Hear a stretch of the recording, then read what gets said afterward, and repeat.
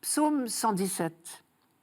Oui, que le dise Israël, éternel est son amour, que le dise la maison d'Aaron, éternel est son amour, qu'ils le disent ceux qui craignent le Seigneur, éternel est son amour. On m'a poussé, bousculé pour m'abattre, mais le Seigneur m'a défendu. Ma force et mon chant, c'est le Seigneur, il est pour moi le salut. Clameur de joie et de victoire sous les tentes des justes. La pierre qu'ont rejetée les bâtisseurs est devenue la pierre d'angle. C'est là l'œuvre du Seigneur, la merveille devant nos yeux.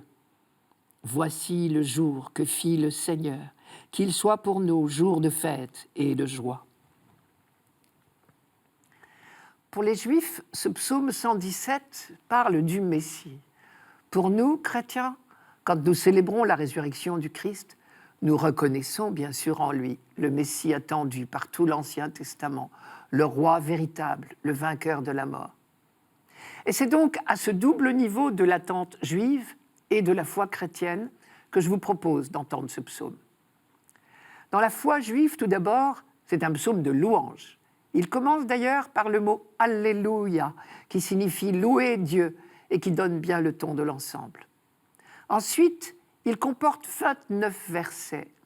Et sur cet ensemble de 29 versets, il y a plus de 30 fois le mot « Seigneur », les fameuses 4 lettres du nom de Dieu en hébreu, ou au moins « Yah » qui en est la première syllabe. Et ce sont autant de phrases de louange pour la grandeur de Dieu, l'amour de Dieu, l'œuvre de Dieu pour son peuple. Une véritable litanie.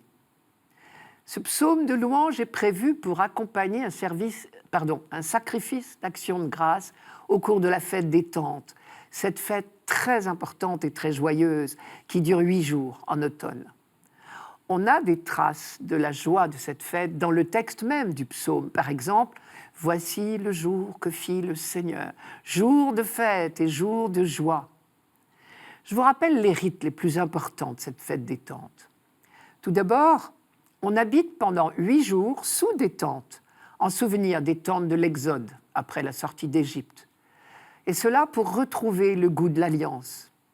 Ensuite, il y a de nombreuses célébrations au temple de Jérusalem, et l'on fait des processions autour de l'autel en agitant des rameaux et en chantant « Hosanna », qui signifie « Donne, Seigneur, donne le salut ». Parce que l'attente du Messie est très marquée dans l'esprit de cette fête. On répète « Béni soit au nom du Seigneur, celui qui vient », comme une sorte de prière pour hâter sa venue. Nous faisons quelque chose d'analogue quand nous célébrons déjà une fête du Christ roi. Un autre rite marquant de la fête des Tentes était une grande illumination spectaculaire du temple le dernier soir. Et tous ces rites, nous pouvons en entendre l'écho dans ce psaume, à condition de le lire en entier, bien sûr. Voici donc quelques autres versets que nous n'entendons pas dans la liturgie de ce deuxième dimanche de Pâques. « Rameaux en main, formez vos cortèges jusqu'auprès de l'autel. Béni soit au nom du Seigneur, celui qui vient. Dieu le Seigneur nous illumine », allusion à l'illumination du dernier soir. Tout ceci, ce sont les mots de la louange. Mais maintenant, voilà les motifs. Pour parler de l'histoire d'Israël, le psaume raconte l'histoire d'un roi qui vient d'affronter une guerre sans merci et qui a remporté la victoire. Et ce roi vient rendre grâce à son Dieu de l'avoir soutenu. Il dit par exemple « On m'a poussé, bousculé pour m'abattre, mais le Seigneur m'a défendu ». C'est donc un individu qui parle ici, un roi qui a miraculeusement échappé à toutes les attaques des pays qui l'assaillaient. Mais en réalité, nous savons ce qu'il faut lire entre les lignes. C'est l'histoire du peuple d'Israël et non pas d'un individu. De nombreuses fois au cours de son histoire, ce peuple a frôlé l'anéantissement. Mais à chaque fois, le Seigneur l'a relevé et il le célèbre dans cette grande fête des Tentes. Ce rôle de témoin des œuvres du Seigneur, c'est la vocation propre d'Israël. Et c'est dans la conscience même de cette vocation qu'il puise la force de survivre à toutes ces épreuves au long de l'histoire. Pour nous chrétiens maintenant, vous avez remarqué la parenté entre la fête juive des Tentes et l'entrée triomphale de Jésus à Jérusalem que nous commémorons dans la fête des rameaux. Mais surtout, la jubilation qui court dans ce psaume convient au ressuscité du matin de Pâques. Il est ce roi victorieux. Les évangélistes, chacun à sa manière, nous l'ont présenté comme le roi véritable. Pour n'en citer qu'un, par exemple, Matthieu a construit l'épisode de la visite des mages à Bethléem de manière à bien nous faire comprendre que le véritable roi n'est pas celui que disent les historiens, c'est-à-dire Hérode, mais l'enfant de la crèche.